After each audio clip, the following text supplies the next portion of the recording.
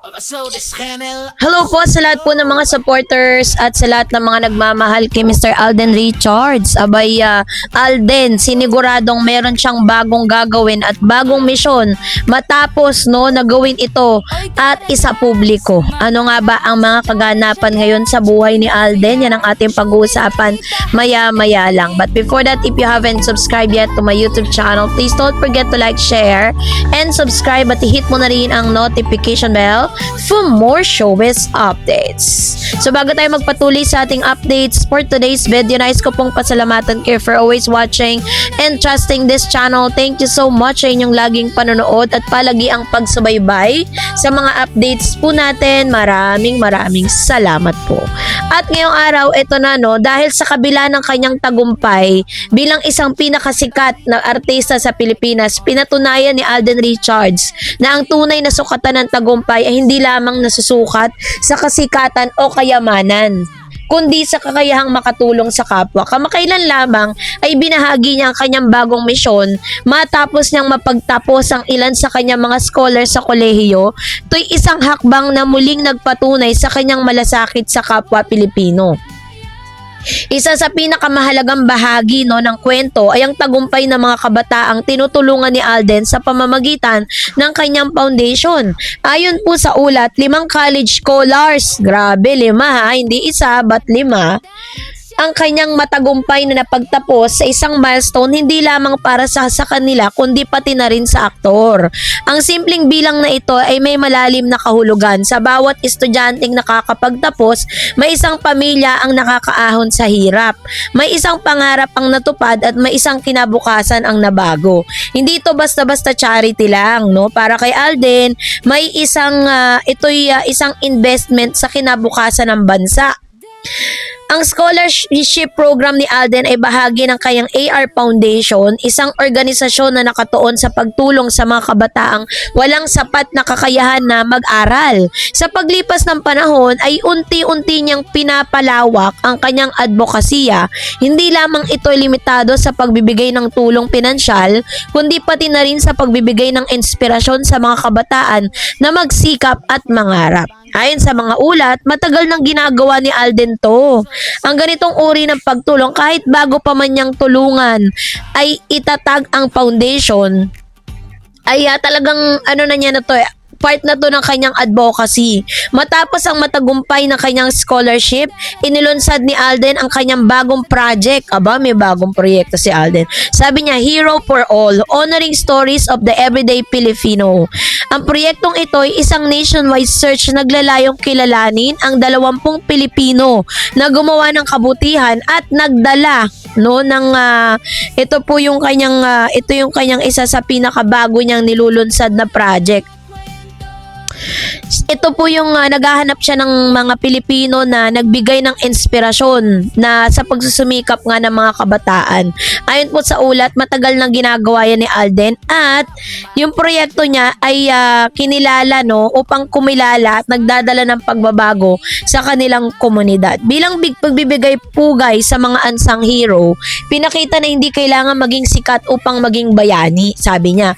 Hikayatin ang mas maraming Pilipino na gumawa ng kabutihan, pananaw ni Alden tungkol sa pagiging isang bayani. Sa kanyang payag, iginiit ni Alden na ang pagiging hero ay hindi nasusukat sa estado ng buhay, kundi sa intensyon na makatulong sa kapwa. Para sa kanya, hindi kailangan mayaman upang makatulong, hindi kailangan sikat upang makagawa ng kabutihan.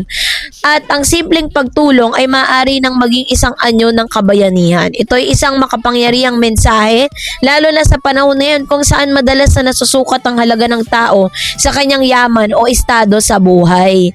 So, ayon pa sa aktor, ang kanyang ginagampan ng karakter sa telebisyon ngayon tulad ng pagiging bayani sa mga serye ay nakaka-impluwensya rin sa kanyang pananaw sa buhay. Sa kanyang karera, gumanap siya bilang Jose Rizal na naging isang modernong bayani ng teleserye. dito niya napagtanto na anyone can be a hero.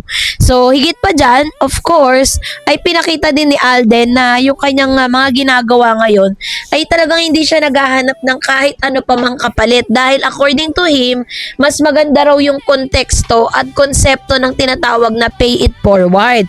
Ano ba ibig sabihin nun? Yung pay it forward kasi, since ikaw ay nakatanggap ng tulong no, sa ibang tao, hindi mo kamag-anak, na ang kanyang intention is to help, ikaw naman na nakatanggap ng tulong ay tutulong din sa iba. Yun yung tinatawag na pay it forward. Hindi mo kailangang ibalik yung naitulong sa'yo ng particular person na ito para talagang masabi natin na ikaw ay tumulong. But, you need to find or look for a man or a human na talagang in need at kailangan mo tulungan.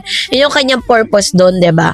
Kaya talagang kahit sabihin na natin na ang dami nangyari ka Alden, na-scam siya, naloko siya ng mga kaibigan niya tungkol sa pera, may mga negosyo siya na hindi naman talaga ganun ka-successful, pero still, nakikita ninyo, still isa rin siya sa mga tinaguriang most bankable star ng kanyang henerasyon. So, ibig sabihin lang niya na sobrang nabe-bless si Alden sa lahat ng kanyang mga ginagawa ngayon. Pero sa ngayon, sa tingin ko po kasi si Alden ay sabi po nila magtatrabaho na si Alden sa Siargao kasama po ni Nadine Lustre, 'di ba? Pero parang mas prioritize ng ABS-CBN ang proyekto ni Mr. Paulo Avellino and Miss Nadine Lustre, no, na ginanap po or parang nagkaroon sila ng taping para sa kanilang movie na ginanap sa Paris na ano po yun, legit yun, na ilalabas na siya soon. Kaya naman, I think, hindi pa po siya talaga totally nagwo-work sa si Alden sa hindi pa po nila sinisimulan yung kanilang taping para sa kanila pong movie ni Miss Nadine Lustre, 'di ba?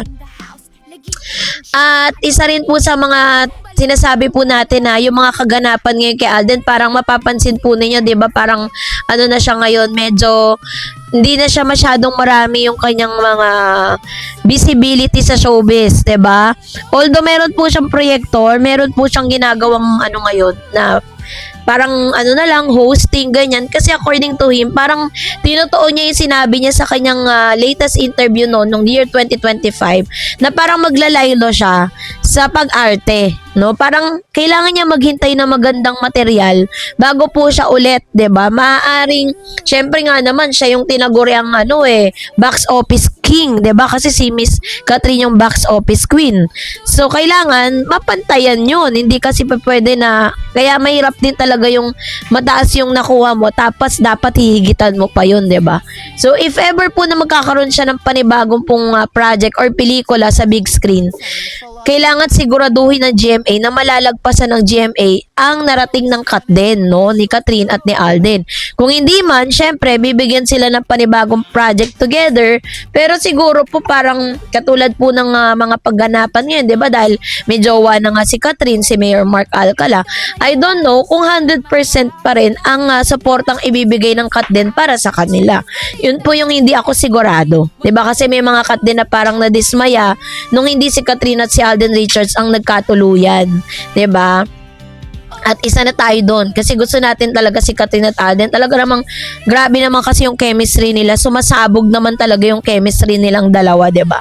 Kaya no wonder na talagang talagang si Alden po ay nagfo-focus sa mas ibang bagay ngayon.